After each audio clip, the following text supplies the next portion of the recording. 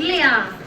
அவங்க ரொம்ப குட்டியா இருக்காங்க, முன்னாடி உட்கார்ந்துகிட்டு யாரடா அது இத்தனை பேர் பேசி இந்த அக்கா வேற பேசி எப்ப வீட்டுக்கு போறதுன்ற மாதிரி மனநிலையிலேயே அந்த பாப்பா உட்கார்ந்துருக்காங்க. அதே மனநிலையில தான் நீங்க எல்லாருமே உட்கார்ந்துருப்பீங்கன்றது தெரியும். ஏன்னா உங்களை கடந்து தானே நாங்க வந்திருக்கோம். அதனால அதுவும் இந்த ஷீட் கீழே உட்கார்ந்துருக்க உங்களுக்கு பிரச்சனை கிடையாது. அங்க உட்கார்ந்துருக்க தம்பிமார்கள்லாம் என்ன ஒரு வில்லி ரேஞ்சுக்கு பார்ப்பாங்க. ஆமா தானே? தலையாட்டிட்டாங்க. ஆமா ஆமா. அதனால நான் ஒரு அரை மணி நேரம் பேசுறேன்னாலே உங்களுக்கு கொஞ்சம் சிக்கலா தான் இருக்கும். அரை மணி நேரமா அப்படின்னு சொல்லி. ஆனா எனக்கு கொடுத்திருக்கக்கூடிய நேரம் வந்து 1 மணி நேரம். அவ்வளவு நேரம் நான் பேச மாட்டேன். குறைந்தது ஒரு 45 நிமிடத்திற்குள்ள முடிச்சிருவேன். 45 நிமிடமா அப்படின்னு நீங்க நினைக்க வேண்டாம். நான் எல்லா பள்ளிகள்லயும் சொல்றதுதான். உங்களை வந்து இன்னைக்கு இன்ஸ்டா வச்சிருக்கீங்களா எல்லாரும்? அடடா, இது என்ன குட்டீஸ் தான் கை தூக்குறீங்க. இன்ஸ்டா வச்சிருக்கீங்களா? என்ன படிக்கிறீங்க? 7th. நீங்களா 6th படிக்கிறவங்க இன்ஸ்டா வச்சிருக்கீங்களா? அப்ப நான் தான் லேட்டா? நான் போன வருஷம் தான் இன்ஸ்டாவுக்கு வந்தேன். எதுக்காக கேட்டேன்னா, இந்த தலைமுறை பிள்ளைகள் நீங்க வந்து தொழில்நுட்பத்துல இன்ஸ்டாலாம் பாக்குறப்ப நமக்கு முன்னாடி இருக்கக்கூடியவங்கள பூமர் கிரிஞ்சா பண்றாங்க அப்படிதானே சொல்லுவீங்க. அப்ப இப்ப நான் பேசுறது உங்களுக்கு எப்படி இருக்கும்னா, இந்த அக்கா எனக்கு சின்ன அக்காவா இருந்து பூமர் மாதிரி பேசுறாங்க அப்படிதான் நினைப்பீங்க. ஆமா தானே? சரி சரி. இந்த அப்படி ஆமான்னு அந்த தம்பிக்க சொல்றது நீங்க கேக்குது, நீங்க இல்லன்னு சொல்றது கேக்குது. அப்ப என்னன்னா, ஒரு 45 நிமிடம் வந்து இவங்க ரொம்ப நம்மள அருவ போட்டுருவாங்களோ அப்படிலாம் நீங்க நினைக்க வேண்டாம். உங்களுக்கு எது தேவையோ, உங்களுக்கு என்ன பிடிக்குமோ அதை மட்டும்தான் நான் பேசுவேன் என்ற உறுதியை கொடுத்து மிக சிறப்பான ஒரு நிகழ்வை ஏற்பாடு செய்திருக்கக்கூடிய பட்டுக்கோட்டை அழகிரி மெட்ரிக் மேல்நிலைப் பள்ளியின் திராவிட சமுதாய நலக்கல்வி அறக்கட்டளையை சார்ந்த அனைத்து தோழர்களுக்கும் உறுப்பினர்களுக்கும் இந்த பள்ளியிலே தமிழ் இலக்கியம் என்ற தொடக்க விழாவை தலைமையேற்று நடத்தி கொண்டிருக்கக்கூடிய பள்ளியின் செயலாளர் பெருமதிப்பிற்குரிய ஐயா வரதராஜன் அவர்களுக்கும், வரவேற்புரை நிகழ்த்திய இந்த பள்ளிக்கு வருவதற்கு முன்னால் இந்த பள்ளியினுடைய முன்னாள் மாணவர்கள் என்னுடைய நண்பர்கள் இங்கே வந்திருக்காங்க. அவர்களிடத்தில் கேட்டபோது அவர் முதல்வர் என்பதை தாண்டி எல்லோருக்கும் நல்ல நண்பராக தான் எப்போதும் இருந்திருக்கிறார் மாணவர்களுக்கு என்ற செய்தியை குறிப்பிட்டார்கள். அதே போல்தான் இந்த நிகழ்விற்கு தேதி வாங்கிய நாளிலிருந்து இன்றைக்கு காலை 4:30 மணிக்கு நான் பாபநாசம் ரயில் நிலையத்தில் இறங்குகின்ற வரை அவர் எப்படி மாணவர்களை நண்பராக பார்க்கிறாரோ அதே போல் என்னையும் நண்பராகவே பாவித்த பெருமதிப்பிற்கும் மரியாதைக்கும் உரிய பள்ளியின் முதல்வர் மரியாதைக்குரிய ஐயா தீபக் அவர்களுக்கும், முன்னிலை ஏற்றிருக்கக்கூடிய அறக்கட்டளையின் தலைமை செயலாளர் பெருமதிப்பிற்குரிய ஐயா கலியமூர்த்தி அவர்களுக்கும், அறக்கட்டளையின் நிர்வாக செயலாளர் மரியாதைக்குரிய ஐயா கைலாசம் அவர்களுக்கும், அறக்கட்டளையின் நிதி செயலாளரும் இப்போதல்ல எனக்கு தெரிந்து கடந்த 4 வருடங்களாக எப்போதெல்லாம் நான் பாபநாசம் வருகிறேனோ அப்போது என்னுடைய இருப்பிடமாக மாறி இருக்கக்கூடிய அம்மா பொம்மி அவர்களுடைய இல்லத்தில் தான் நான் தங்கக்கூடிய வாய்ப்பை பெற்றிருக்கிறேன். அப்படி எல்லா நேரத்திலும் எல்லாரிடத்திலும் அன்பை மட்டுமே காட்டக்கூடிய மரியாதைக்குரிய அம்மா பொம்மி அவர்களுக்கும், இந்த நிகழ்விலே தமிழ் பாடத்தில் முதல் மதிப்பெண் எடுத்த மாணவ செல்வங்களுக்கு பெரியாரிய பெருந்தொண்டர் சுயமரியாதை சுடரொளி எங்களுடைய நினைவில் வாழும் அறங்காவலர் மானமிகு ஐயா ராஜகிரி கோ தங்கராசு அவர்கள் நினைவாக பரிசுகளை வழங்கி சிறப்புரையாற்றி குறித்த நேரத்தில் சுருக்கமான நேரத்தில் மிக அடர்த்தியான தேவையான கருத்துக்களை பதிவு செய்து அமர்ந்திருக்கக்கூடிய அறங்காவலர் மரியாதைக்குரிய ஐயா திருநாவுக்கரசு அவர்களுக்கும், அறங்காவலர் பெருமதிப்பிற்குரிய ஐயா திருஞான சம்பந்தம் அவர்களுக்கும், தமிழ்துறையின் தலைவர் மரியாதைக்குரிய ஐயா தவச்செல்வன் அவர்களுக்கும், இப்பள்ளியின் பட்டதாரி தமிழாசிரியர் மரியாதைக்குரிய சகோதரி லதா அவர்களுக்கும், இப்பள்ளியின் துணை முதல்வர் மரியாதைக்குரிய அம்மா சித்ரா அவர்களுக்கும், இந்த நிகழ்வில் பங்கேற்று பெருமை சேர்க்கக்கூடிய மரியாதைக்குரிய அறங்காவலர் முதலில் இந்த பள்ளிக்கு நீங்கள் தான் வர வேண்டும் என்று என்னை அழைத்து தேதி கேட்டு இன்றைக்கு இதை சாத்தியப்படுத்தி இருக்கக்கூடிய மரியாதைக்குரிய சகோதரர் அண்ணாதுரை அவர்களுக்கும், அறங்காவலர் சகோதரி இளவரசி அவர்களுக்கும், ஐயா ராஜகிரி கோ தங்கராசு அவர்களுடைய கொள்கை வாரிசு பெருமதிப்பிற்குரிய ஐயா தங்க பூவானந்தம் அவர்களுக்கும், இறுதியிலே இந்த நிகழ்வில் நன்றியுரை ஆற்றக்கூடிய தோழர் அவர்களுக்கும், வருகை தந்து சிறப்பிக்கக்கூடிய பெற்றோர்களுக்கும் மாணவர்களுக்கும், இந்த பள்ளியின் முன்னாள் மாணவர்கள், என்னுடைய நண்பர்களாக இருக்கக்கூடிய கமலேஷ் அவர்களுக்கும் பிரியதர்ஷினி அவர்கள் உள்ளிட்ட என்னோடு வருகை தந்திருக்கும் சென்னையிலிருந்து பெரியாரிய பெருந்தொண்டர், பெரும் புலவர், பெரியாரிய பேருரையாளர் ஐயா இறையனார் அவர்களுடைய பேத்தி, அவங்களுடைய பெயர் தொண்டரம். தொண்டரம்ன்ற பேர் கேள்விப்பட்டிருக்கீங்களா? தொண்டு கேள்விப்பட்டிருப்போம், அவங்க தொண்டரம். அந்த அளவிற்கு ஒரு தமிழ் சார்ந்த அந்த இறையனார் ஐயா கிட்ட போயிட்டு நீங்க டீ குடிக்கிறேன்னு கேட்ட முடியாது, தேநீர்னும் கேட்க முடியாது. சுத்த தமிழில் தான் அவரிடத்தில் பேச முடியும். அந்த அளவிற்கு மொழி மீது பற்று கொண்ட ஒரு குடும்பத்தை சார்ந்த வாரிசு இன்றைக்கு இந்த பள்ளிக்கு நம்மோடு வருகை தந்திருக்கிறார்கள். இப்படி எல்லோரும் இணைந்திருக்கக்கூடிய இந்த பள்ளியில் ஆசிரியர் பெருமக்கள், உங்களுடைய முதல்வர் வந்து வரவேற்புரை சொன்ன போது ரொம்ப அழகாக ஒரு விஷயத்த சொன்னார். எத்தனை பேர் கவனிச்சீங்கன்னு தெரியல. பெற்றோர்கள், ஆசிரியர்கள், மாணவர்கள் என்று முடிக்காமல் ஆயாக்களுக்கும் வணக்கம் என்று சொன்னார். அதுதான் இலக்கியத்தை படித்தால் என்ன வரும் என்றால் மனிதர்களை மதிக்கக்கூடிய குணம் வரும். நேரடியாக ஒரு தமிழ் இலக்கியம் என்ற தொடக்க விழா இருக்கக்கூடிய நீங்கள் எல்லோருமே நம்ம எங்க படிக்கிறோம் அப்படின்றத முதல் தெரிஞ்சுக்கணும். ஏன்னா நான் வந்து படித்த பள்ளிகள்லாம் முடித்து விட்டு வந்த பிறகுதான் நமக்கு அந்த ஸ்கூலோட பெருமையே தெரியும். இப்ப நீங்க அந்த பள்ளிக்கூடத்தை விட்டு போன பிறகுதான் ஒரு 5 வருஷம் 10 வருஷம் கழிச்சு ஓ நல்ல ஸ்கூல்ல தான் படிச்சிருக்கோம் போல அப்படின்னு தோணும். ஆமா தானே? படிக்கின்ற போது உங்களுக்கு ஒவ்வொருவரை பார்க்கிற போதும் வில்லனாக வில்லியாக தான் தெரிவார்கள். அதுல வந்து அப்படிலாம் இல்லக்கா அப்படிலாம் இல்லக்கான்னு இல்ல. எவ்வளவுதான் ஸ்கூல்ல படிச்சாலும் பள்ளிக்கூடத்தை படித்தாலும் அந்த பள்ளிக்கு உள்ள நுழைகிற போது நமக்கு ஒரு எரிச்சல் இருக்கும். அந்த எரிச்சல் எதுக்குன்னு கேட்டா பள்ளி கட்டடத்தை பார்த்து அல்ல, பாட புத்தகத்தை பார்த்து. இவ்வளவு பெரிய புத்தகத்தை படிச்சு மார்க் எடுத்து அதோட முடியுதா? 10வது படிக்கிறப்ப என்ன சொல்லுவாங்க? 10வது மட்டும் ஒழுங்கா படிச்சா போதும். 11வதுல என்ன சொல்லுவாங்க?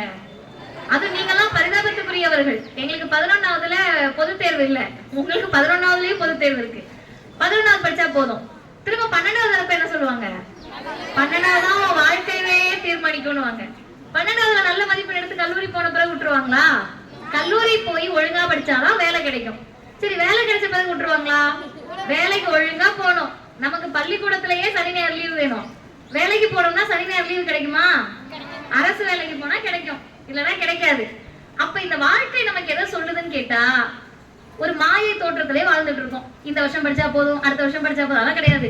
சாகின்ற வரை மனிதன் படித்துக் கொண்டேதான் இருக்க வேண்டும். அதுதான் இந்த வாழ்க்கையினுடைய எழுதப்படாத விதி. அப்ப நீங்க நினைக்கலாம், என்ன படிக்கிறது? மார்க் எடுக்க, மதிப்பெண் எடுப்பதற்காக படிக்க வேண்டுமா, இல்ல எப்படி படிக்கணும்னு? எனக்கிட்ட இருக்க ஒரு தனிப்பட்ட பிரச்சனையை நான் சொல்லிடுறேன். நான் தொடர்ந்து மாணவர்களோடு வாரத்துக்கு ஒரு முறையாவது பள்ளிக்கோ கல்லூரிக்கோ செல்லக்கூடிய பழக்கம் எனக்கு உண்டு. அந்த பிள்ளைகளோடு பேசி பேசி அவர்களுக்கு எந்த மொழி பிடிக்கிறதோ அந்த மொழியில் இடையிடையில் ஏதாவது வார்த்தைகள் வந்துவிடும். தயவு கூர்ந்து சான்றோர் பெருமக்கள் தமிழ் வார்த்தையை தவிர்த்து சில ஆங்கில வார்த்தையை பயன்படுத்துகிறேன் என்று தவறாக நினைத்துக் கொள்ள வேண்டாம். 2வது, இப்ப படிச்சுக்கிட்டே இருக்கணும்ன்றீங்களா, என்ன படிக்கணும், எதை படிக்கணும்? என்னை பற்றி சொல்லுகிற போது சொன்னாங்க, நான் முதல்ல படிச்சது உயிரி தொழில்நுட்பவியல். உயிரி தொழில்நுட்பவியல்னா என்னன்னு தெரியுமா? உங்களுக்கு தெரியுமாடா? 12வது படிக்கிறவங்க இருக்கீங்களா? இருக்கீங்களா? தெரியலன்னா பிரச்சனை கிடையாது. தெரியும், எனக்கும் படிக்கிற வரைக்கும் தெரியாது. கை தட்டுங்க. பயோடெக்னாலஜி. பயோடெக்னாலஜி அப்படிங்கிற படிப்பை தான் நான் இளநிலை படித்தேன். அதற்கு பிறகு சட்டம் படித்து முதுநிலை சட்டம் முடித்து இப்ப வந்து தொல்பொருள் மற்றும் கல்வெட்டியல்ல பட்டய படிப்பு 1 ஆண்டு படிச்சுட்டு இருக்கேன். இப்ப பார்க்கக்கூடியவர்கள் என்ன கேட்பாங்கன்னா, எல்லாமே சம்பந்தமில்லாத படிப்பு. அறிவியல் படித்து சட்டம் படித்து இப்ப தொல்பொருள் படித்துட்டு கொண்டிருக்கிறேன். அடுத்து உளவியல் சார்ந்து படிக்க இருக்கிறேன். இப்ப எதுக்கு இது படிச்சுக்கிட்டே இருக்கீங்க அப்படின்னு கேட்டா, நான் இளநிலை படித்த போதே வாழ்க்கைக்கு தேவையான சம்பாத்தியத்திற்கான படிப்பு முடிஞ்சிருச்சு. ஆமா தானே? இளநிலை படித்த உடனே எனக்கு சம்பாதிப்பதற்கான வாய்ப்பு கிடைக்குது, வேலைக்கு போறதுக்கான வாய்ப்பு கிடைக்குது, அதோடு முடிஞ்சிருச்சு. அதற்கு பிறகு ஒரு படிப்பு படிக்கிறோன்றது நம்மை கூர்தீட்டிக் கொள்ளலாம். சரி, அதோட முடிஞ்சிருச்சான்னு கேட்டா, அதற்கு அடுத்து ஒவ்வொரு முறையும் நாம் படிக்கக்கூடிய எல்லா படிப்புமே மனிதர்களை படிப்பதற்கான படிப்பாக தான் இருக்க வேண்டும். அது மதிப்பெண்ணுக்கான படிப்பு கிடையாது. ஒண்ணு வேண்டாம். எத்தனை பேர் உட்கார்ந்து இருக்கீங்கல்ல, உங்களை பற்றியே யோசிக்காம என்கிட்ட மைக் இருக்கு. நான் எவ்வளவு நேரம் பேசினாலும் வந்திருக்கக்கூடிய அரங்காவலர்களோ அல்லது இந்த பள்ளியை தோற்றுவித்தவர்களோ முதல்வரோ முடிங்கன்னு சொல்ல முடியாது. ஏன் சொல்ல முடியாதுன்னா அவங்க தானே பேச கூப்பிட்டு வந்தாங்க, அதனால அவங்களால சொல்ல முடியாது. நான் உங்களை பார்க்கவே இல்லை, நான் பாட்டு அந்த தெருவை பார்த்து ஒரு 2 மணி நேரம் சிறப்பு சொற்பொழிவு நிகழ்த்துறேன்னு வச்சுக்கோங்க. அடுத்த முறை நீங்க என்ன பாக்குறப்ப இருக்கிற இடம் தெரியாம ஓடிடுவீங்களா இல்ல முன்னாடி வந்து வணக்கம் வைப்பீங்களா? ஓடி போயிடுவாங்க. அவங்க யதார்த்தமா உண்மையான பதில் சொல்றாங்க. அது என்னன்னு கேட்டா, என்னிடத்தில் எல்லாம் இருக்கிறது என்பதற்காக முன்னாடி இருக்கவங்களை பற்றி சிந்திக்காமல் இருப்பதற்கு படிப்பு தேவையில்லை. படிப்பு எதற்காக அப்படின்னீங்கன்னா, உங்களுக்கு என்ன தேவை என்பதை எப்படி புரிஞ்சுக்கிறீங்களோ அதே மாதிரி எதிரில் இருப்பவர்களுக்கு என்ன தேவை என்பதை புரிந்து கொள்வதற்கு கல்வியை தவிர வேறு எந்த வகையிலும் நீங்கள் அதை கற்றுக்கொள்ளவே முடியாது. அப்படி ஒரு கல்வியை தரக்கூடிய பள்ளிதான் இந்த பட்டுக்கோட்டை அழகிரி மேல்நிலை பள்ளி. இந்த பள்ளியை பொறுத்தவரை எல்லாமே சிறப்பு தான். இது வந்து நான் இந்த பள்ளிக்கூடத்துக்காக சொல்லல. முதல் சிறப்பு என்ன அப்படின்னு கேட்டீங்கன்னா, இந்த பள்ளியினுடைய அறக்கட்டளையின் பெயர் திராவிட சமுதாய நல கல்வி அறக்கட்டளை. இது நீங்க என்னைக்காவது உங்களுக்கு யோசிச்சிருக்கீங்களாப்பா எதுக்கு இந்த பேருன்னு? சமுதாய கல்வி நல அறக்கட்டளைன்னு பேர் வைக்கலாம்ல, இல்ல கல்வி நல அறக்கட்டளைன்னு பேர் வைக்கலாம்ல, இல்ல நல அறக்கட்டளைன்னு பேர் வைக்கலாம்ல. இது என்னக்கா வடிவேல் படம் மாதிரி இங்கு நல்ல மீன்கள் விற்கப்படும், ஒன்னொன்னா அழிச்சிட்டு வந்து கடைசியில மீன்கள் விற்கப்படும்ன்ற மாதிரி இல்ல. இதை நீங்க யோசிச்சு பாத்தீங்கன்னா இது நல அறக்கட்டளை தான். எதற்காகனா கல்விக்கான நல அறக்கட்டளை.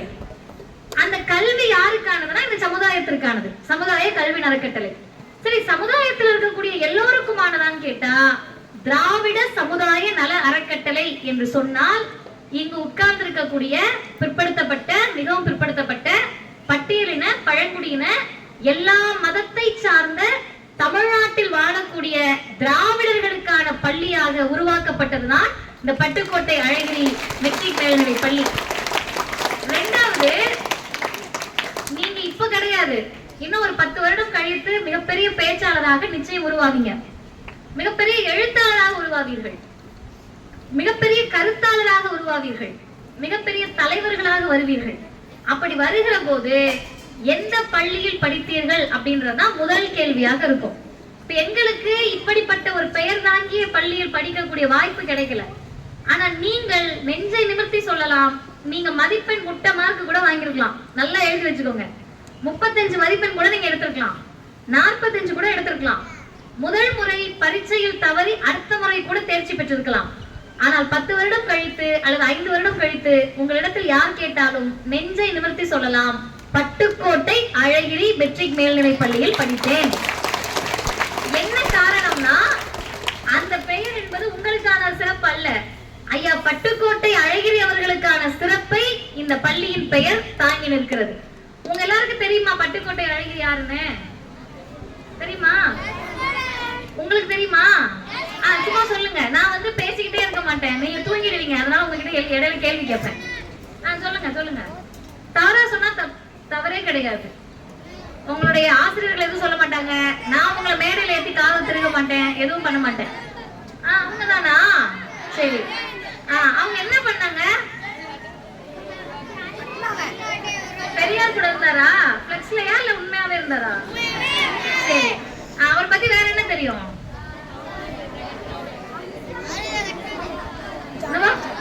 சொல்லுங்க, பரவாயில்ல சொல்லுங்க. இந்த குட்டீஸ் எல்லாம் பேசுறாங்க, தம்பிங்க பெரிய பொண்ணுங்க எல்லாம் பேசவே மாட்டீங்களே, தெரியாதா? சொல்லுங்க சொல்லுங்க. ஒண்ணு தெரிஞ்சுக்கோங்க, நீங்க தெரியாதுன்னு சொல்ற வரைக்கும் நான் கேள்வி கேட்டுட்டே இருப்பேன். அதனால தெரியாதுன்னா தெரியாதுன்னு சொல்லிடுங்க. தெரியாதா? சூப்பர். சொல்லுங்க சொல்லுங்க, பாத்துட்டு உங்க தலைய சொல்லுங்க. வெக்கப்படக்கூடாது, அப்புறம் நீங்க தானே எடுத்து பேசுவீங்க. சொல்லுங்க. சரி, ஓகே, அவரை சிரமப்படுத்தாதீங்க. தெரியாதுல்ல, நமக்கு ஒரு பேர் வச்சிருப்பாங்கல்ல. இப்ப என்னுடைய பேர் மதிவதனி, அது மாதிரி உங்களுக்கு பேர் இருக்கும். இந்த பள்ளியில் மாணவர்கள் 2 பேரு பரிசு வாங்கினாங்க, அப்படி உங்க எல்லாருக்கும் ஒரு பேர் இருக்கும்ல. தம்பி உங்க பேர் சொல்லுங்க, யாராவது ஒருத்தர். தலையை குனிஞ்சிட்டு சோகமா இருக்கீங்களா? பேர் சொல்லுங்க. நீங்க தான் பேர் சொல்லுங்க, சவுண்ட சத்தமா சொல்லுங்க. கிருஷ்ணா. நன்றி. பாப்பா நீங்க சொல்லுங்க. ரோஜா பூ வச்சிருக்கீங்களா 2 பக்கமும்? விஷாலி. நீங்க பேர் சொல்லுங்க. நீங்க தான். பிரகதீஷ் மகாதேவன். வா, பிரகதீஷ் மகாதேவன். எப்படி பரீட்சையில பேர் எழுதி நேரம் பத்துமா? நீங்க சொல்லுங்க. பொண்ணுங்க யாராவது சொல்லுங்க. பேர் தாண்டா. சத்யபிரியா. நீங்கம்மா அந்த இஸ்லாமியர் ஒரு பேர் சொல்லுங்க சொல்லுங்க சொல்லுங்க. கிருஷ்மா. அஷ்மிரா. அஷ்மினா. ஏதோ சரி ஒண்ணு எனக்கு காது கேட்கல விட்டுலாம். பேரு கேட்டமா. கடைசியில இருக்க தம்பிங்க யாராவது ஒருத்தவங்க சொல்லுங்க. உங்க ஆசிரியர் பக்கத்துல உட்கார்ந்து இருக்கீங்களா? யாராவது ஒருத்தர் சொல்லுங்க. சிவா. ஓகே. பேர்லாம் கேட்டமா. அவங்க பேருக்கு அர்த்தம் எத்தனை பேருக்கு தெரியும்ன்றவங்க கை தூக்குங்க. இப்ப எல்லாரும் தெரியும் பாருங்க எத்தனை பேருக்கு அர்த்தம் தெரியும்னு. இவ்வளவு பேருக்கு தான் நமக்கு பேருக்கு அர்த்தம் தெரியும். இப்ப அர்த்தம் தெரியும்னு சொன்னீங்கல்ல அந்த பாப்பாக்கு. நீங்க தான் எழுதுறீங்களா? உங்க பேர் என்ன? சரி கவனிக்கணும். உங்களோட அக்காக்கள் தானே காவியா. காவியா என்ன? கவிதை. அவ்வளவுதான். இங்க ஒருத்தர் பேசிட்டே இருக்காரு. தலைவர் நீங்க எழுதுறீங்க. உங்க பேர் என்ன? உங்க பேர் என்ன? வருண். அவரு உங்களுக்கு பின்னாடி அவரு பெருந்தலைவர் சரவணனா. சிங்காரமா. உட்காருங்க. பேர்லாம் கேட்டுக்கிட்டீங்கல்ல. இப்ப பேருக்கு அர்த்தம் தெரிந்தவர்கள் இந்த அரங்கத்தில் நல்லா கேட்டுக்கணும். கேள்விலாம் முடிஞ்சிருச்சு. நீங்க தலைப்புக்குள்ள வந்துடணும். இத்தனை பேருக்கு தான் அர்த்தமே தெரியும். மற்றவர்களுக்கு அர்த்தம் தெரியாது. ஏன் நமக்கு அர்த்தம் தெரியாதுன்னா நமக்கு பெயர் வைத்த பெற்றோருக்கு அந்த பெயருடைய அர்த்தம் தெரியாது. அழகுதான் தெரியும். இப்ப அழக கிருஷ்ணா, பிரகதீஷ் மகாதேவன், மகாதேவ்கா. அதான் நம்ம தேவன் வைக்க மாட்டோம்ல, தேவ். அதான் மாடனா இருக்கு. சிவா. நீங்க சொன்னீங்களே விஷாலி. இந்த பேர்லாம் கேட்டீங்கன்னா தமிழ் பெயர்களா? இல்ல இல்ல. ஏன் நமக்கு தமிழ் பெயர்கள் இப்ப இல்லன்னு கேட்டா ஒரு 50 வருடம் 100 வருடத்துக்குள்ள இருக்கக்கூடிய பெயர்கள் எடுத்துக்கங்க. இங்க உங்களுடைய அழைப்புதல்ல இருக்குல்ல பெயர். திருநாவுக்கரசு ஐயா, உங்க ராணி அம்மா, தவச்செல்வன், திருஞான சம்பந்தம் ஐயா, இவங்க பேர்லாம் இருக்குல்ல, அண்ணாதுரை. இந்த பெயர்கள்லாம் தமிழ் பெயரா இல்லையா? தமிழ் பெயர் தானே. நீங்க நான் வந்த உடனே ஐயா என்று சொன்னாரு அறையில உட்கார்ந்து, ஒரு காலத்துல கும்பகோணத்திலையும் பாபநாசத்திலையும் தந்தை பெரியார் வைத்த பெயர்களாக இருக்கும். 2 வகையில பெயர்கள் வைக்கலாம். நல்லா புரிஞ்சுக்கோங்க. நாளைக்கு நீங்கள் அடுத்த தலைமுறையை பற்றி யோசிக்கிறப்ப யோசிக்கணும். 2 பெயர்கள் வைக்கலாம். ஒண்ணு காரண பெயராக அது இருக்கலாம். மதிவதனி தமிழ் பெயர் கிடையாது. மதி என்பது தமிழ். அதுல அறிவுன்ற அர்த்தம், நிலவுன்ற அர்த்தம், மதி என்ற அர்த்தம் என்பதெல்லாம் ஐயா சொன்னாரு. வதனம் அப்படின்னா முகம். ஆனால் மதிவதனி என்பதை சேர்த்து பார்க்கிற போது அது தமிழ் பெயர் கிடையாது. எங்க இவ்வளவு வியாக்கியானம் பேசுறீங்க, தமிழ் பெயரா வைக்கல உங்களுக்கு அப்படின்னு நீங்க கேட்கலாம். இது ஒரு காரண பெயர். விடுதலை புலிகள் பிரபாகரன் அவர்களுடைய இணையர் பெயர் தான் மதிவதனி. அந்த ஒரு ஈழ விடுதலை போராட்டத்தை தாங்கியவருடைய இணையர் பெயரை தமிழ்நாட்டின் விடுதலை போராட்டத்தில், இன விடுதலை போராட்டத்தில் என் மகளும் அந்த வழியிலேயே இருக்க வேண்டும் என்பதற்காக என் தந்தை வைத்த பெயர் தான் மதிவதனி. இது காரண பெயர். கலைஞர் அப்படின்னு ஒருத்தவங்களுக்கு பெயர் இருக்கும், கருணாநிதினு ஒருத்தவங்களுக்கு பெயர் இருக்கும். இந்த பெயர்கள் எல்லாம் எதற்காக வைக்கப்பட்டதுன்னு கேட்டா, சாகின்ற நொடிவரை தமிழை மட்டுமே சிந்தித்து வாழ்ந்து மறைந்த ஒரு தலைவரின் பெயரை என் பிள்ளைக்கு வைக்க வேண்டும் என்ற காரணத்திற்காக வைக்கப்பட்ட பெயர். நமக்கு வச்சிருக்காங்கல்ல டஸ்புஸ், அதெல்லாம் என்னன்னு கேட்டீங்கன்னா அழகுக்காக வைக்கப்பட்ட பெயர்கள். காரண பெயர் முடிஞ்சிருச்சு. இரண்டாவது தமிழ் பெயர்கள். தமிழ்நாட்டு தெருக்கள்ல நீங்க போய் பாத்தீங்கன்னா இந்த 10-20 வருடங்களில் அல்லது இந்த 5 வருடங்களில் தமிழ் பெயர் தாங்கிய பிள்ளைகளை தேர்ந்தெடுத்து கண்டுபிடிப்பது கடினம். இதே நீங்க வடமொழி பெயர்கள் அழகா இருக்குன்னு நம்ம வைக்கிறோம்ல, ஏதாவது ஒரு வட இந்தியாவில் தமிழ் பெயர் ரொம்ப அழகா இருக்கே அப்படின்னு வச்சிருக்காங்களான்றது கேள்விக்குறி. அப்ப நமக்கு என்ன ஆகுது அப்படின்னு சொன்னீங்கன்னா, அழகியல் உணர்வு தமிழர்களுக்கு இயல்பிலேயே அதிகம். ஒரு விஷயத்த பாக்குறீங்களா, இப்ப நீங்க உட்கார்ந்து இருக்கீங்க, இத பார்க்கிற போது நம்ம எப்படி பார்ப்போம்? மரம் இருக்கு, நிழல் இருக்கு, அந்த தம்பிங்களுக்கு வெயில் அடிக்குது, நமக்கு கொஞ்சம் நல்லா இருக்கு, அப்படிதானே பார்ப்போம். இதே ஒரு தமிழ் கவிஞர் அதை பார்த்தாருன்னா என்னவா பார்ப்பாரு?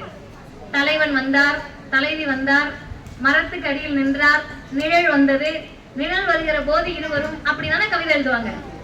அப்ப தமிழர்களுடைய பண்பு என்பதே அழகியல் நோக்கோடு எல்லாவற்றையும் அணுகுவதாக இருந்தது. அதனாலதான் இதே பட்டுக்கோட்டை அழகிரி என்ற பெயருக்கு பதிலாக வேறு ஒரு அழகான பெயர் இருந்திருந்தா அந்த பெயரை பற்றிய குறைந்தபட்ச ஆராய்ச்சியாக நமக்கு இருந்திருக்கும்.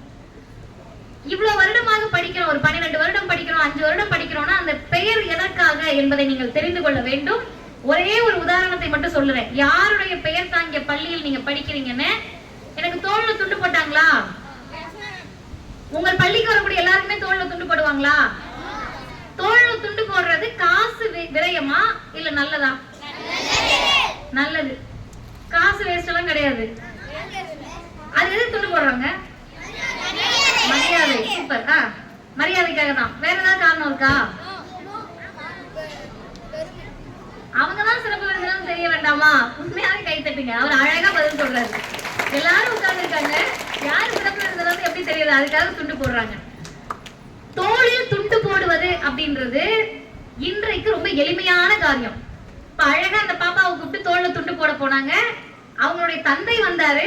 திருநாவுக்கரசு ஐயாவுக்கு ஒரே மகிழ்ச்சி. இந்த குழந்தை மட்டுமல்ல, அவர் தந்தைக்கும் நான் தான் ஆசிரியர் என்ற பெருமையில் அவருக்கும் தோல்ல துண்டு போடுறாரு. அவர் என்ன பண்றாருன்னா, ஈன்ற பொழுதில் பெரிதுவக்கும் தன் மகனை மட்டுமில்ல, மகளும் சான்றோராக இருக்கலாம், தன் மகளை சான்றோர் என கேட்டால் அப்படின்னு அவங்க தோல்ல துண்டு போடுறாங்க. அப்ப இந்த மாதிரி துண்டு போடுவது அப்படின்றது 2024 எளிமையான காரியம். தயவு செய்து பெற்றோர்கள் தெரிந்து கொள்ளுங்கள் இந்த வரலாற்றை. 1923 ஒரு சராசரியாக இருக்கக்கூடிய நம்மவர்கள், இங்க உட்கார்ந்து இருக்கக்கூடிய நீங்க, நானு, மேடையில் இருக்கவங்க, இந்த சமூகத்தினுடைய பிசி, எம்பிசி, எஸ்சி, எஸ்டி மக்கள், பிற்படுத்தப்பட்ட, மிகவும் பிற்படுத்தப்பட்ட, ஒடுக்கப்பட்ட விளிம்புநிலை மக்களுக்கு தோளில் துண்டு போடுவதற்கு உரிமை கிடையாது. இன்றைக்கு மாடர்னா நம்ம போடுறோம், நவீன ரகங்கள் எல்லாம் போடுறோம். அப்ப என்ன நடக்குதுன்னு கேட்டீங்கன்னா, கானாடு காத்தான்னு ஒரு ஊரு. அந்த ஊர்ல நாதஸ்வரம் பார்த்திருக்கீங்களா? சன் டிவில நாடகம் வந்துச்சா? அந்த நாதஸ்வர வித்வான் ஒருவர் இருக்காரு. அவருடைய பேரு சிவக்கொழுந்து. அவர் நாதஸ்வரத்தை இசைச்சிட்டு வராரு. எதுக்காக நாதஸ்வரம் இசைக்கிறாரு அப்படின்னு கேட்டீங்கன்னா, ஒரு திருமண வீடு. இப்ப திருமண வீட்டுல நம்ம என்ன பண்றோம்? டிஜே போடுறோமா? அது மாதிரி அன்றைக்கு நாதஸ்வரம் தான் ஒரு திருமணத்திற்கான பெருமை. அந்த சமூகத்துல இருக்கவங்களுக்கு நாதஸ்வரம் இசைப்பதுதான் பெருமை. நாதஸ்வரம் இசைக்கிறது யாருன்னு கேட்டா அந்த சமூகத்தை சார்ந்தவர் இல்ல. அப்புறம் வாசிச்சுட்டு வரப்ப தோல்ல அவர்கிட்ட ஒரு துண்டு இருக்கு. நல்லா கேட்டுக்கங்க. தோல்ல எதுக்காக நாதஸ்வர வித்வான்களுக்கு துண்டு இருக்கணும் அப்படின்னா, தம் பிடிச்சு இசைக்கக்கூடிய இசை நாதஸ்வரம். அது எவ்வளவோ கடினமான இசைன்னு கேட்டீங்கன்னா, கோவிலுக்குள் இருக்கக்கூடியவர்களால் நாதஸ்வரத்தை இசைக்க முடியாது. நீங்க புரிஞ்சுக்கணும். அது அவ்வளவு கடினமான இசை. உழைக்கக்கூடிய மக்களால் தான் இசைக்க முடியும். வியர்வை சிந்தி உழைக்கக்கூடிய மக்களால் தான் இசைக்க முடியும். அவர் இசைச்சிட்டு வரப்போ தோல்ல துண்டு இருக்கு. ஒரு சின்ன பையன் ஒருத்தர் தோல்ல இருக்க துண்டை எடுன்றாரு. அப்ப இவர் ஐயா சிவக்கொழுந்து என்ன சொல்றாருன்னா, இது நான் பெருமைக்காக போடல, இது பட்டு ஜரிகை எல்லாம் கிடையாதுயா, வியர்வை வரும், அதை துடைக்கிறதுக்காக வச்சிருக்கேன்றாரு. இப்ப நீங்க எல்லாரும் பள்ளி மாணவர்கள், உங்ககிட்ட நான் ஒரு கேள்வி கேட்கிறேன். வியர்வையை துடைப்பதற்காக தோளில் ஒருவர் துண்டு போடுவது சரியா தவறா? சரிதானே? அவருக்கு வியர்வை வருது, அதோட எப்படி ஒரு தம் கட்டி வாசிக்க முடியும்? இப்ப என்ன சொல்றாங்க, நீ எல்லாம் தோல்ல துண்டு போடக்கூடாது, எடு அப்படின்னு சொல்றாங்க. இவர் சொல்லி சொல்லி பார்த்துட்டு சரி வேண்டாம், ஏன்னா அவர்களுக்கு அது பிழைப்பு இல்லையா, நாதஸ்வரத்தை இசைக்கணும் இல்லையா, அதான அவங்களுக்கு வருமானம். சரின்னு அவர் தோல்ல இருக்க துண்டை எடுக்க போறாரு. துண்டை எடுக்க போறப்ப நம்மளா இருந்தா என்ன பண்ணுவோம்னா வேடிக்கை பார்த்துட்டு இருந்திருப்போம். ஆமா தானே? துண்டை எடுக்க சொல்றாங்க, இதுல என்ன இருக்கு அப்படின்னு. ஒரே ஒருத்தர் அந்த கூட்டத்துல நின்று ஒரு பெரிய உரத்த குரல் எழுப்புகிறார், சிவக்கொழுந்து தோளில் இருக்கக்கூடிய துண்டை எடுக்காதே என்று. அந்த சுயமரியாதை குரலை ஒழித்தவர் உங்கள் பள்ளியினுடைய பெயர் தாங்கி இருக்கக்கூடிய ஐயா பட்டுக்கோட்டை அழகிரி அவர். சொன்னது மட்டுமில்லாம அவர் என்ன பண்றாருன்னா, அந்த கானாடு காத்தான் பகுதியில் தந்தை பெரியார் ஒரு கலந்துரையாடலுக்காக போயிருக்காங்க. அது பெரிய வரலாறு, அதை தனியா பார்ப்போம். அப்ப போகிறப்ப அழகிரி ஐயா போய் சொல்றாரு பெரியார் கிட்ட, இந்த மாதிரி தோல்ல துண்டு போட்டாலும் வாசிக்கணும்ன்றாங்க, இது எவ்வளவு பெரிய இது அவமானம், சுயமரியாதை இழுக்குன்னு. பெரியார் இவருக்கு மேலல அவர் என்ன சொல்றாருன்னா, தோல்ல துண்டு போடாம அங்க இசைக்க கூடாது, நீ அவரை கூப்பிட்டு வா, அவங்க கொடுக்கக்கூடிய பணத்தை விட அதிகமாக கொடுப்போம், நமக்கு அவர் உட்கார்ந்து தோளில் துண்டு போட்டு இசைக்கட்டும்ன்றாங்க.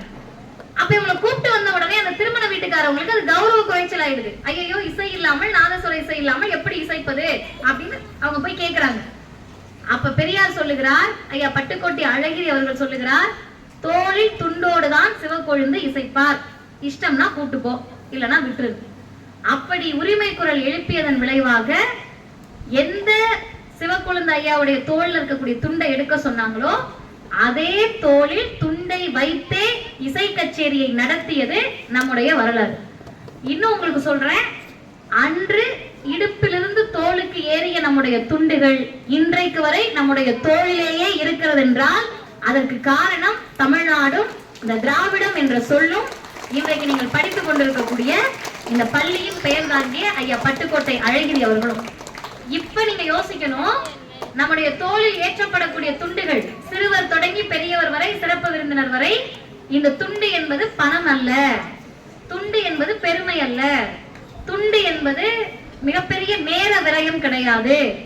ஒரு தமிழ்நாட்டு மக்களுக்குமான சுயமரியாதை உணர்வின் வெளிப்பாடுதான் நம்முடைய தோளில் ஏறக்கூடிய துண்டு என்ற அர்த்தத்தை மாணவ செல்வங்கள் புரிந்து கொள்ள வேண்டும். சரி, பட்டுக்கோட்டை அழகிரி ஐயாவுக்கு இது ஒண்ணுதான் பெருமையான்னு கேட்டீங்கன்னா கிடையாது. இன்னும் ஒரே ஒரு சிறப்பை மட்டும் நான் சொல்லுகிறேன், தயவு செய்து ஆழமா கேட்டுக்கங்க. விளையாடிட்டு இருக்க தம்பிங்க, வேற ஏதாவது யோசிச்சுட்டு இருக்கக்கூடிய தம்பிங்க கூட புரிஞ்சுக்கோங்க.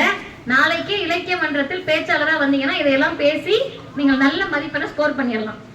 என்னன்னு கேட்டீங்கன்னா, பட்டுக்கோட்டை அழகிரி ஐயாவை பொறுத்தவரை அவர் மிகப்பெரிய சமத்துவ விரும்பி, மனிதர்களை ஜாதியாக மதமாக ஏற்றத்தாழ்வோடு பார்க்காமல் ஒரே மாதிரியாக பார்க்க வேண்டும் என்ற சுயமரியாதை கொள்கையில் பெரியார் வழியில் வந்தவர். அவர் எழுதினாரு, நீங்க எல்லாருமே முடி வெட்டுவீங்கல்ல, அழகழகா கட் பண்ணிருக்கீங்கல்ல தம்பிங்கெல்லாம், அப்படி முடி வெட்ட போவோம்ல, இந்த முடிக்கடையில இருக்கக்கூடிய அண்ணனை இன்றைக்கு பெரிய பெரிய நவீன முடி வெட்டக்கூடிய திருத்த நிலையங்கள்லாம் வந்துருச்சு. ஆனா பாபநாசத்திலயோ கும்பகோணத்திலயோ இருக்கக்கூடிய ஒரு சாதாரண சலூனுக்கு நீங்க போனீங்கன்னா நம்ம அவங்கள மரியாதையா நடத்துவோம். நம்மனா நம்முடைய வயதில் இருக்கக்கூடியவர்கள், நமக்கு முன்னாடி இருக்கக்கூடிய தலைமுறை அவர்களை சராசரியான ஒரு மனிதராக நடத்துவாங்களா? உண்மையா சொல்லணும், கீழே தானே பார்ப்பாங்க. முடி வெற்றவர் அப்படின்னு கொச்சையான வார்த்தைகளை பயன்படுத்துவாங்க. 2024 படித்து பட்டம் பெற்ற நம்மை போன்றவர்களே நம்மை விட ஒருவர் தாழ்ந்தவர்கள் நினைக்கிறப்ப, ஒரு 70-80 வருஷத்துக்கு முன்னாடி ஐயா பட்டுக்கோட்டை அழகிரி இப்படி சொல்றாரு, தன்னுடைய கூர்மையான புத்தியால் கூர்தீட்டிய கத்தியை கொண்டு நம்முடைய முகத்தில் இருக்கக்கூடிய ரோமங்களை முகத்திற்கும் ஒன்றுமாகாமல் ரோமங்களும் கீழே விழுகிறபடி நம் முகத்தை அழகுபடுத்தக்கூடிய அவரை பார்த்து அம்பட்டன் என்று அழைப்பதா?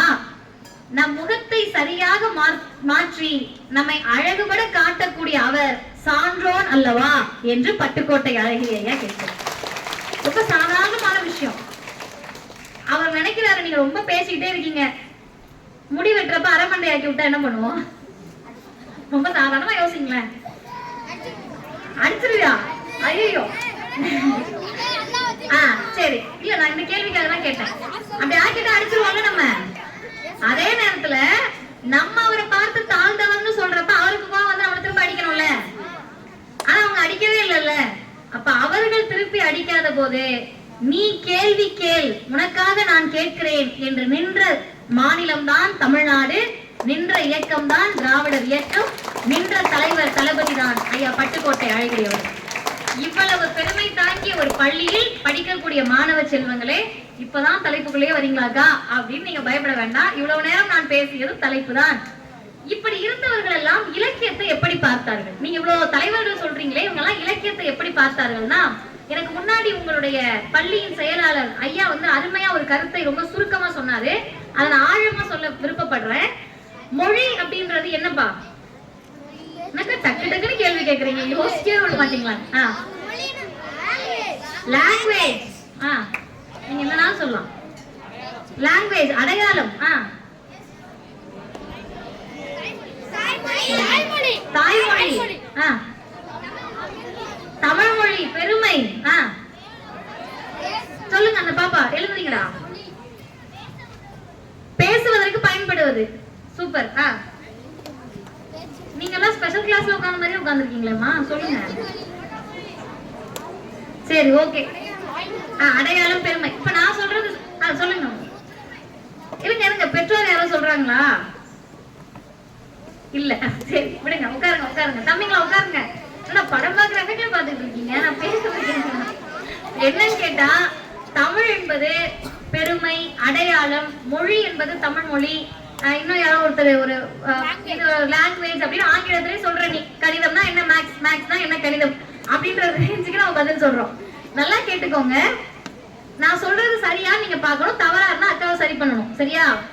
மொழி என்பது, நான் இங்க வந்து நின்னுட்டு உங்ககிட்ட இப்படி கேக்குறேன், இது புரியுது.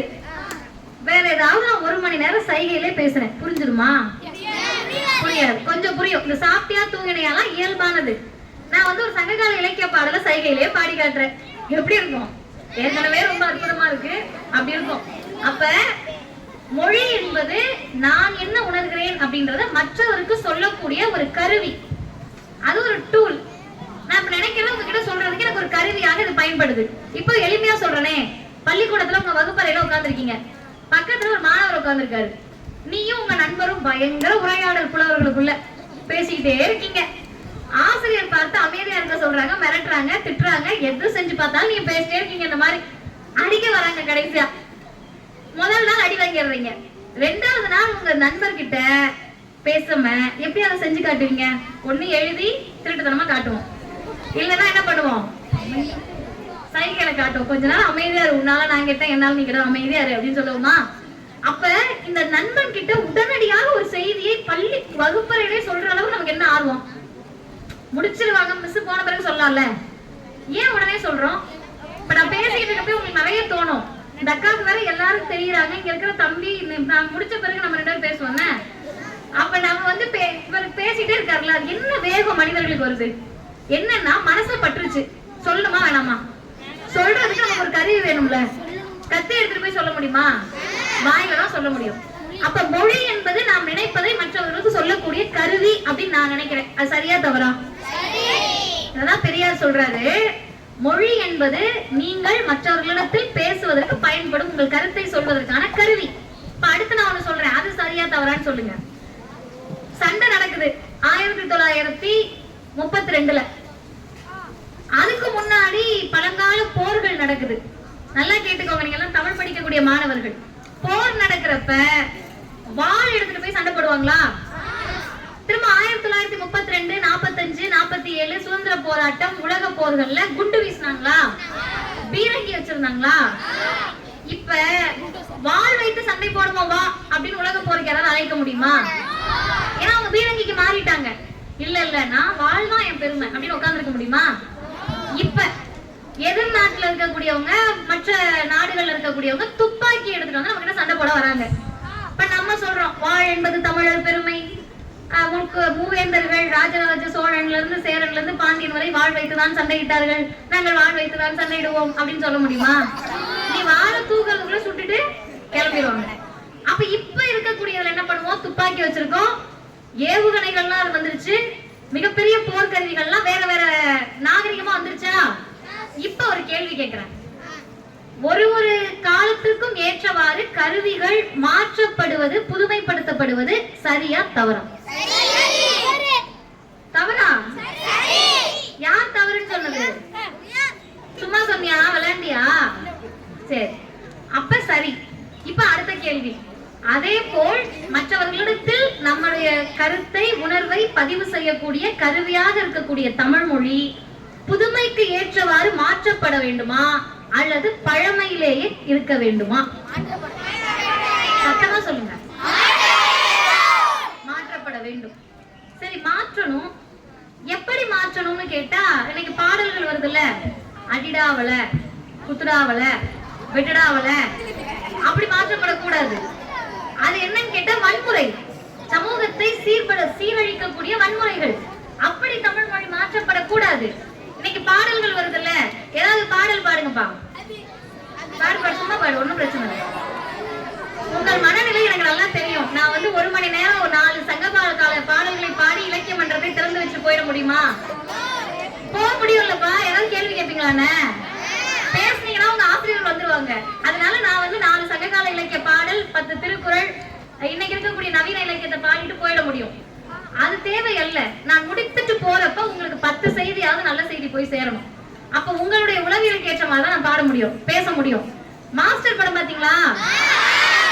தளபதி ஃபேன்ஸ் எல்லாம் தலை ஃபேன் இருந்துட்டு போங்க, ஒன்னும் பிரச்சனை கிடையாது. அவங்களுக்கு நம்மளுக்கு தெரிய போறது கிடையாது, அதெல்லாம் ஒன்னும் பிரச்சனை இல்லை. ஏதாவது ஒரு பாடல் பாடுங்க. கேட்டுருச்சு. சொல்லுங்க. நான் ரெடி தான் வரவாவா? சரி, பாடி முடிச்சிட்டீங்களா? இப்ப அக்கா சொல்றது நல்லா கேட்டுக்கணும். நான் ரெடி தான் வரவா? இல்ல ஏதோ சொன்னீங்க, அது உண்மையா எனக்கு அதெல்லாம் தெரியாது. நான் பாடினாலும் நல்லா இருக்காதுன்னு வச்சுப்போம். இந்த பாடல்லாம் இருக்குல்ல, பாடலாம் கடைசியா பாடுறேன். இந்த பாடல்லாம் இருக்குல்ல, இந்த பாடல்களில் யாராவது ஒருத்தர் எல்லா வரைக்கும் எனக்கு அர்த்தம் தெரியும்னு உண்மையா சொல்ல முடியாது. நீங்க சும்மா நான் கேட்கிறேன்னு என்ன வம்பளுக்கிறதுக்காக தெரியும்னு சொல்லலாம். பாதி வார்த்தை விளங்காது, பாதி வார்த்தை புரியாது, பாதி வார்த்தை ஆங்கில வார்த்தை, பாதி வார்த்தை அடுத்தவனை அடி வெட்டு குத்து, இதுதான். அப்ப தமிழ் மொழியை இப்படி சீரழிப்பதற்காக தமிழை புதுமைப்படுத்த வேண்டாம். தமிழ் மொழியை எப்படி சீர்மைப்படுத்தணும், எப்படி புதுமைப்படுத்தணும்னா பெரியார் ரொம்ப அழகா சொல்றாரு, அறிவியல் மொழியாக தமிழ் மொழி மாற்றப்பட வேண்டும். ஏன் அறிவியல் மொழி அப்படின்னு கேட்டா, இன்னைக்கு நான் பேசிக்கிட்டு இருக்கேன் மைக்ல. ஒரு 100 வருஷத்துக்கு முன்னாடி இது கிடையாது. இத்தனை பேர் ஒரு கூட்டத்துல என்ன பண்ணுவாங்கன்னா, கத்தி கத்தி கத்தி தொண்டை கிளிய ரத்தம் வர வரைக்கும் பேசுவாங்க. அதுக்கு பிறகு குழாய் மாதிரி ஒண்ணு வந்துச்சு, அதை இப்படி கையில வச்சுட்டு கத்தி கத்தி பேசுவாங்க. அதுக்கு பிறகு ஒன்னொன்னா வந்து இப்ப மைக்ல வந்து நிக்கிறோம். நாளைக்கு இல்ல இப்பவே நீங்க டிவி எல்லாம் பாத்தீங்கன்னா தெரியும். இப்ப நாங்க எல்லாம் பேசுறப்ப எங்களுக்கு ஒரு மைக் கொடுத்துருப்பாங்க. நான் என்ன பண்றேன்னா, இல்ல அந்த மைக்கை நான் மாட்ட முடியாது, நான் ஒரு பெரிய பேச்சாளர், எனக்கு இந்த மைக்கு கொண்டு வந்தீங்கன்னா தான் பேச முடியும்னு டிவியில போய் உட்காந்து சொல்ல முடியுமா? முடியாது. அப்ப அறிவியல் என்பது யாருக்காகவும் காத்துட்டு இருக்காது. பட்டுக்கோட்டை அழகிரி மாணவர்கள் எல்லாம் என்னைக்கு நம்மளை ஏத்துக்கிறாங்களோ அன்னைக்குதான் லைட் எரியணும். லைட் இருக்காது, சுவிட்ச் போட்டா யார் போட்டாலும் அது எரியும்.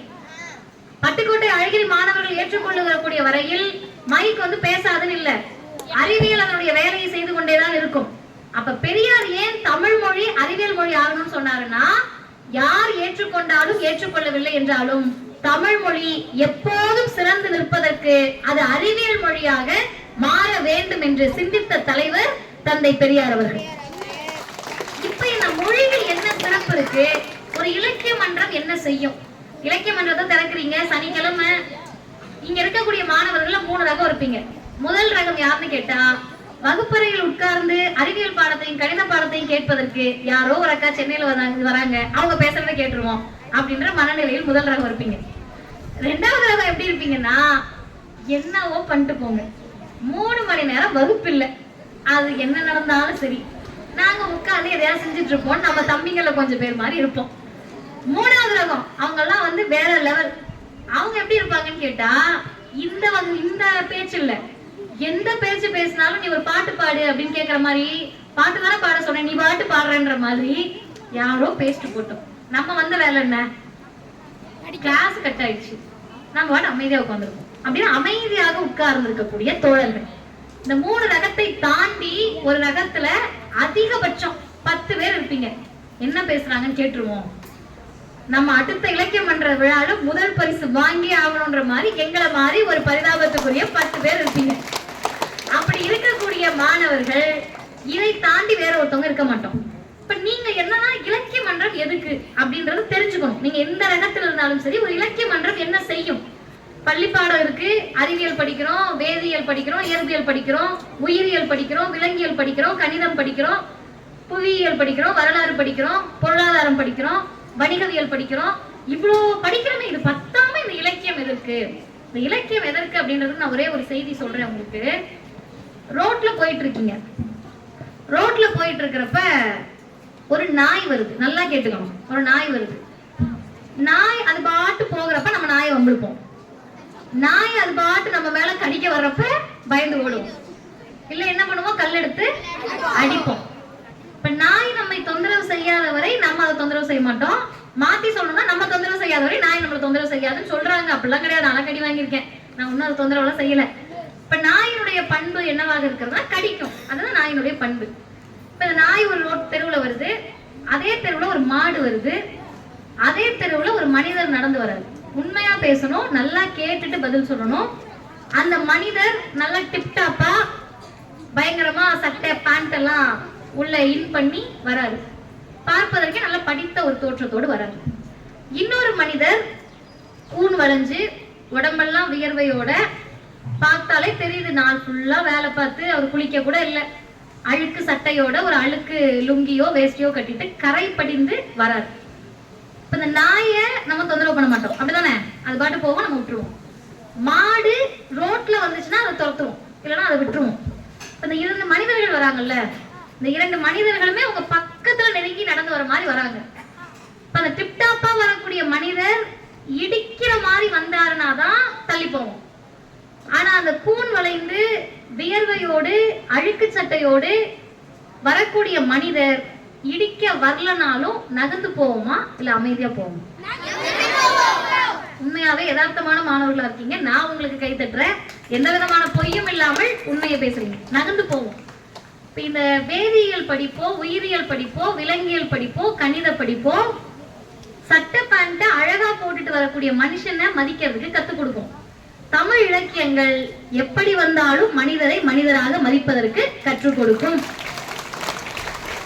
வியர்வை சிந்துறாருன்னா அவருடைய வேலை அது. அவ்வளவு வேலை பார்க்கிறவருக்கு நம்ம என்ன ஈவா பிராண்ட்ல சென்ட் வாங்கி அடிச்சிட்டு இருப்பாரு? அவ்வளவு வேலை பார்க்கக்கூடியவர் 1000 ரூபாய் 500 ரூபாய்க்கு பர்ஃபியூம் வாங்கி நறுமணங்களோட இருப்பாரு.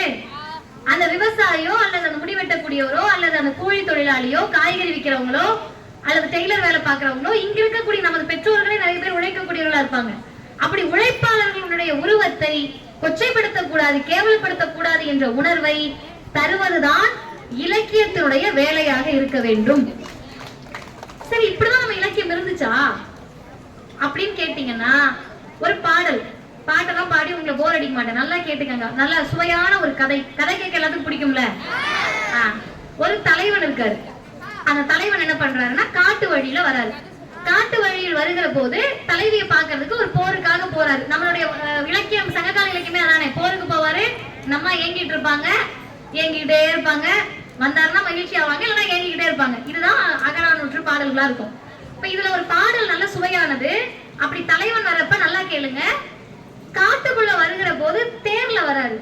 தேரில் வரக்கூடிய தலைவன் அமைதியா தேரில் போகாம மணி கட்டி இருப்பாங்கல்ல, அந்த குதிரையோட மணி சவுண்ட் கேட்கும், சத்தம் கேட்டு பாத்துருக்கீங்களா குதிரை வண்டியில? அது உள்ள இருக்கக்கூடிய அந்த பரல்கள், அந்த ஓசையை கொடுக்கக்கூடிய பரல்களை அந்த மணியில இருந்து எடுத்துடுறாரு. அப்படி எடுத்துட்டா என்ன ஆகும்னா சத்தம் கேட்காது. அந்த பரல்கள் எடுத்துட்டா சத்தம் கேட்காது. ஆமா, அப்ப அவர் வருகிற போது என்ன பண்றாருன்னா காட்டுக்குள்ள வரப்ப மட்டும் அந்த பரல்களை எல்லாத்தையும் எடுத்துட்டு சத்தமே இல்லாம வராரு. ஏன் அப்படி வராருன்னு கேக்குறப்ப, மரங்களில் இருந்து செடிகளில் இருந்து ஒரு செடியில இருந்தும் தேனீக்களோ அல்லது வண்டுகளோ மற்றொரு செடியில் இருக்கக்கூடிய வண்டும் தேனியும் ஒருவேளை மகரந்தத்தை எடுப்பதற்காக இணையும். இல்லைன்னா அது ரெண்டும் ஒரு பூல இருந்து இன்னொரு பூவுக்கு மாறி போகும்.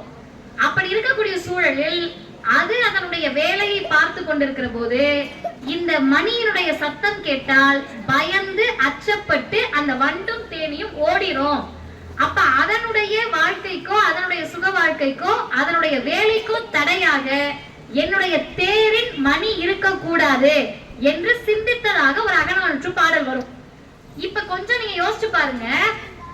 2024 மனிதரை பற்றியே கவலைப்படாத நம்மை போன்றவர்களுக்கு மத்தியில் வண்டுக்களையும் தேனீக்களையும் பற்றி கவலைப்பட்ட இலக்கியம் தான் தமிழ் இலக்கியங்களாக இருந்திருக்கின்றன. அப்ப அந்த இலக்கியங்கள் நமக்கு என்ன பார்வையை கொடுக்கும்னு சொன்னா, இந்த உயிர்கள் எல்லாத்தையும் நேசிக்கணும்ன்ற பார்வையை தமிழ் இலக்கியம் கொடுக்கும். திருக்குறள் நீங்க எல்லாம் படிச்சிருப்பீங்க, கேட்க மாட்டேன், பயப்படாதீங்க. பிறப்புக்கும் எல்லா உயிர்க்கும்னு ஒரு குறள் படிச்சிருக்கீங்களா? திருவள்ளுவர் நினைச்சிருந்தாருன்னா பிறப்புக்கும் எல்லா உயிருக்கும்னா என்ன அர்த்தம்? பிறப்பால் அனைவரும் சமம், மேலோர் கீழோர் அதெல்லாம் கிடையாது. நீ பெருசு நான் சிறுசு, நீ அந்த ஜாதி நான் இந்த ஜாதி, நீ அந்த மதம் நான் இந்த மதம், நீ அந்த கடவுளை கும்பிடுற நான் இந்த கடவுளை கும்பிடுறாலாம் ஒண்ணும் கிடையாது. 6 அறிவு இருக்கா? கண்ணு மூக்கு வாய் எல்லாம் வச்சு உன்னால மனிதனா இருக்க முடியுதா? மூளை இருக்கா? நீ மனுஷன் தான் அப்படின்ற பார்வை பிறப்புக்கும் எல்லா உயிருக்கும். இப்ப யோசிங்க, அறிவார்ந்த மாணவர்களே, திருவள்ளுவர் நினைத்திருந்தால் பிறப்புக்கும் எல்லா மக்களுக்கும் எழுதியிருக்க முடியும், பிறப்புக்கும் எல்லா மனிதருக்கும் எழுதியிருக்க முடியும். ஆமா தானே, மனுஷங்க எல்லாம் சமம் தானே. ஆனால் தமிழ் இலக்கிய மரபு என்பது, திருவள்ளுவத்தினுடைய மரபு என்பது, வள்ளுவத்தினுடைய மரபு என்பது மனிதர்களை நேசிப்பது மட்டுமல்ல தமிழ் இலக்கியம், உயிர்களை நேசிக்க சொன்ன ஒரே இலக்கியம் உலக வரலாற்றில் தமிழ் இலக்கியமாக மட்டும்தான் இருந்தது. அதான் பிறப்புக்கும் எல்லா உயிர்க்கும். இப்ப அடுத்தவங்க கிட்ட நான் இன்னும் ஒரு 10 நிமிடத்துல முடிச்சிடுறேன். இலக்கிய மன்றத்தினுடைய தொடக்க விழாவில் இந்த கேள்வியை கேட்கலாமா நீங்க நினைக்க கூடாது. இத்தனை குட்டி தம்பிங்கள்ல இருந்து பெரியவங்க வரைக்கும் இருக்கீங்க, எல்லாரும் பதில் சொல்லணும். மாணவர்கள் மட்டும் சொல்லணும். உங்களுடைய தாத்தா எத்தனை பேர் படித்தவர்? கல்லூரி வரைக்கும் எங்க தாத்தா போயிருக்காருன்றவங்க கை தூக்குங்க. 1 2 3 தாத்தாவா? சரி, ஒரு 20 பேர் இருப்பீங்களா? 25 வச்சுப்போம். சரி, இப்ப உங்க தாத்தாவுக்கு 50 வயது இருக்குமா? 60 இருக்குமா? இப்ப கை தூக்குனவங்க எங்க தாத்தாவோட வயது 70க்கு மேலன்றவங்க மட்டும் கை தூக்குங்க. ஓகே, கை கீழே போட்டுருங்க. எங்க பாட்டி கல்லூரி வரை போய் படிச்சவங்கன்றவங்க கை தூக்குங்க. எல்லாரும் பாத்துக்கணும். சரி, ஒரு 15 பேர் நீங்க சேர்த்து. எங்க அப்பா கல்லூரி வரை போய் படித்தவன்றவங்க கை தூக்குங்க. இதுல வந்து தயக்கப்பட ஒண்ணுமே இல்லை. எங்க அம்மா கல்லூரி வரை போய் படிச்சவங்கன்றவங்க கை தூக்குங்க. அடுத்த கேள்வி நல்லா புரிஞ்சுட்டு கை தூக்கணும்.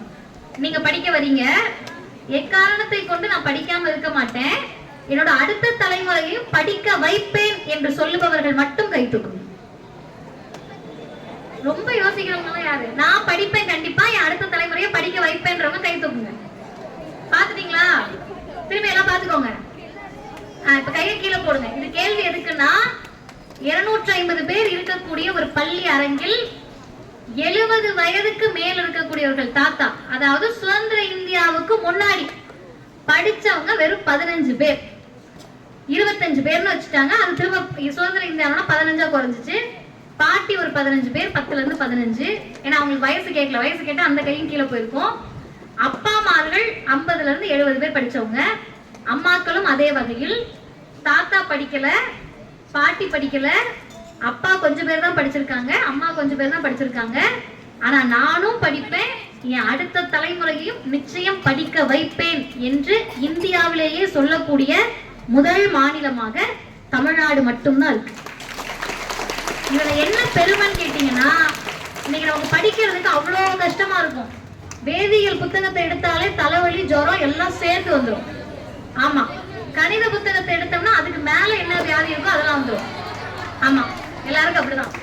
அப்படி இருக்கக்கூடிய நேரத்துல படிப்பை பார்த்தால் அச்சப்படுகிறோம், பயப்படுகிறோம், வெறுப்படைகிறோம். நம்ம தாத்தா பாட்டி எல்லாம் படிக்க முடியலன்னு வேதனைப்பட்டாங்க. படிக்க காசு இல்லாம நம்ம தாத்தா பாட்டி படிக்கல. நல்லா கேட்டுக்கணும். படிக்க காசு இல்லாம படிக்காம இல்ல, படிக்க பள்ளிக்கூடம் இல்லாம படிக்காம இல்ல. நீங்கெல்லாம் படிக்க கூடாதவர்கள் என்று ஒதுக்கி வைக்கப்பட்டவர்களாக நம்முடைய சமூகம் இருந்தது. நம்முடைய சமூகம்னா உடனே நீங்க கம்யூனிட்டி சர்டிபிகேட் கேட்கவே கூடாது, நீங்க என்ன ஆளுங்க அப்படிலாம். இங்க இருக்கக்கூடிய நம்ம எல்லாருமே ஒரே சமூகம், திராவிட சமூகம், தமிழ் சமூகம். பிற்படுத்தப்பட்ட, ஒடுக்கப்பட்ட, மிகவும் பிற்படுத்தப்பட்ட நம்ம யாருமே பாட்டி தாத்தா படிக்காத சமூகமா இருந்தோம்.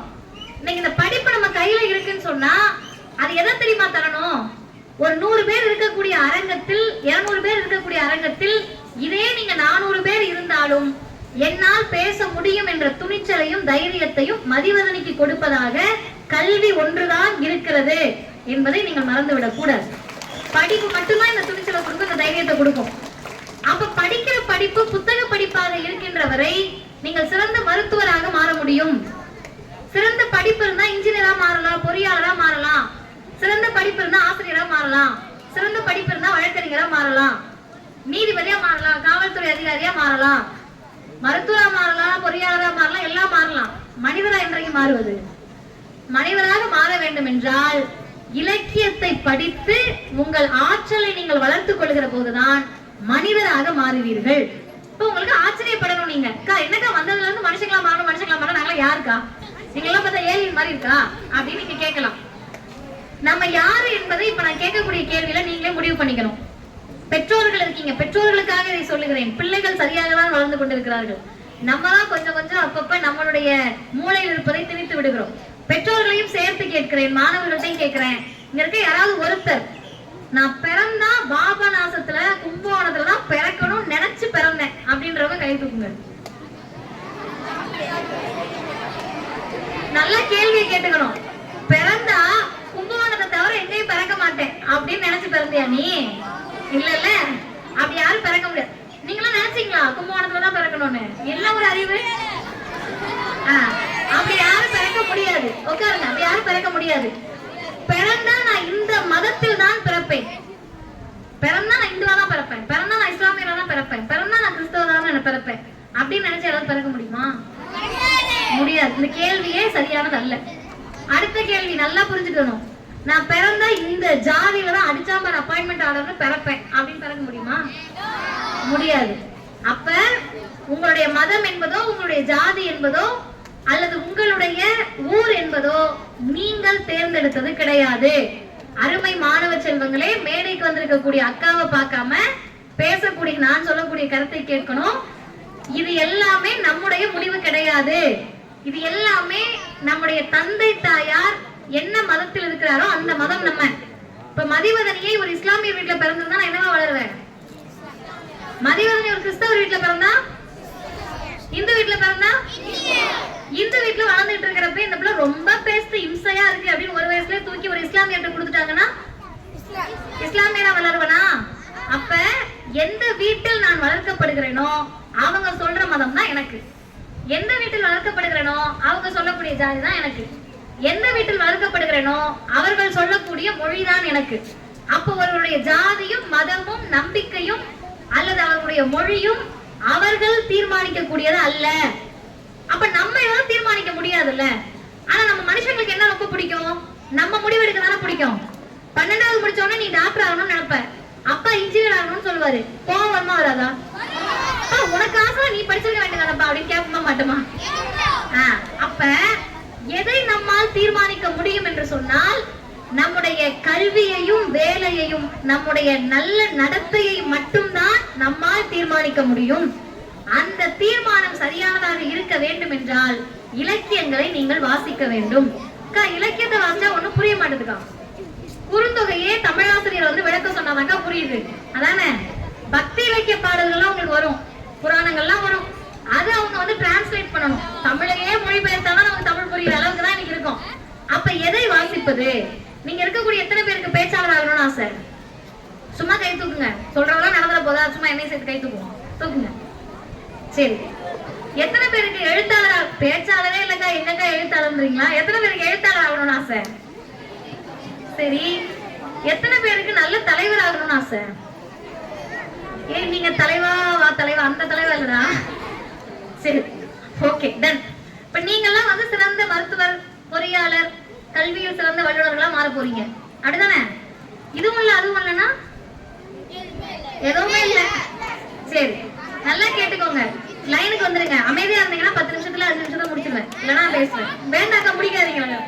உனக்கு எவ்வளவு அன்பா இருக்கு, அந்த பிள்ளைங்க எல்லாம் எப்ப முடிப்பேன்னு இருக்கீங்க. சரி சரி ஓகே. சரி கேட்போம். கேளுங்க. இப்ப என்னன்னா, பேச்சாளர் ஆகணும் முடிவு பண்ணிட்டீங்கல்ல. பேச்சாளர் ஆகி பரிசு வாங்கணும்னு எத்தனை பேருக்கு ஆசை? சரி, ஓகே. இப்ப நான் உங்களுக்கு ஒண்ணு சொல்றேன். தமிழ்நாட்டினுடைய தலை சிறந்த பேச்சாளர்களாக இன்றைக்கு இருக்கக்கூடிய யாருமே முதல் பரிசை மட்டுமே பெற்றவர்கள் கிடையாது. முதல் பரிசை மட்டுமே பெற்றவர்கள் யாரும் நல்ல பேச்சாளராக மாற முடியாது. அப்ப பேச்சாளருக்கான முதல் தகுதி என்னன்னு கேட்டீங்கன்னா, மேடைக்கு முன்னாடி யார் இருந்தாலும் பரவாயில்ல, மேடையில இருக்க மைக்க பிடித்து பேச துணிச்சல் இருக்கக்கூடியவர்கள் மட்டும்தான் தமிழ்நாட்டில் அல்ல உலகத்தின் தலை சிறந்த பேச்சாளர்களாக மாறி இருக்கிறார்கள். மேடைக்கு வாங்க. முதல் மேடை தப்பாதான் பேசுவோம். நம்ம என்ன பண்ணிருப்போம்னா, அந்த பின்னாடி இருக்குல்ல, கனியிட ஏறிய சுளையும் முற்றல் இதெல்லாம் படிச்சுட்டு வந்திருப்போம். படிச்சுட்டு வந்துருவோம், மேடை ஏறிடுவோம். 2 வார்த்தை முடிக்கிறதுக்குள்ளேயே தமிழ் பேராசிரியரோ தமிழ் ஆசிரியரோ நடுவரோ பாக்குறத பார்த்து 3வது வரி பனிமலர் ஏறிய தேனும் மறந்து போயிடும். மறந்து போனவொடனே என்ன பண்ணக்கூடாதுன்னா, ஒரு மாதிரி வெட்கப்பட்டோ தலை குனிந்தோ ஐயோ இதை போய் மறந்துட்டோமே அப்படின்னு நினைக்க கூடாது. அந்த பாடலை எழுதுறத நம்ம இல்ல, நம்ம ஞாபகம் வச்சுக்கிறதுக்கு. அவர்கள் எழுதுனதை நம்ம மனப்பாடம் பண்ணி பாடுறோம், அப்படிதானே? அப்ப அது மறக்கின்ற போது நீங்கள் கவலைப்படக்கூடாது. எப்ப கவலைப்படணும் தெரியுமா? பாரதிதாசன் ஒரு நோக்கத்துக்காக அந்த பாடலை எழுதியிருப்பார்ல, அந்த நோக்கத்தையே மாற்றி நம்ம தமிழ் உரையாற்றணும்னா அப்பதான் நம்ம வெற்றி தலைகுனியும். இன்றைக்கு தமிழ்நாட்டில் பல பேர் எந்த காரணத்திற்காக கவிதையும் இலக்கியமும் உரைநடையும் எழுதப்பட்டதோ அந்த காரணத்தையே மாற்றி பாடிக்கிட்டு இருக்காங்க. அப்படி பாடுறப்பதான் நம்ம கவலைப்படணும்.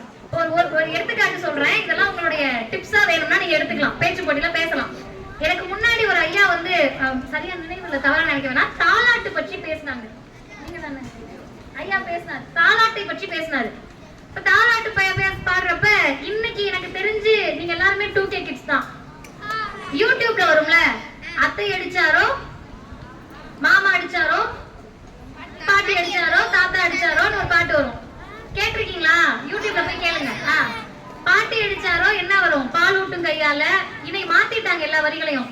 தாத்தா அடிச்சாரோ தாலாட்டும் கையாலன்னு வரும். யார் அடிச்சு நீ எழுதுனால பாடுவாங்க. அதுவும் இந்த தாலாட்டு பாடல்கள் நல்லா கேட்டுக்கங்க. பெற்றோர்கள் இருக்காங்க, நான் பொய் சொல்ல முடியாது, என்னை விட மூத்தவர்கள் இருக்கிறார்கள். பெண் குழந்தையை பாடுகிற போது ஒன்னொன்னா சொல்லி யார் அடிச்சாரோன்னு பாடுவாங்க. ஆண் குழந்தைகளை பாராட்டுகிற போது பாராட்டி பாடுவாங்க. நீ அவனா இருப்ப, நீ இவனா இருப்ப, வீரனா இருப்ப, சிங்கமா இருப்ப, புலியா, காட்டுல இருக்கிற எல்லாம் கடைசி வரைக்கும் நீ மனுஷனா இருப்பன்னு தாலாட்டே வராது ஆண் குழந்தைகளுக்கு.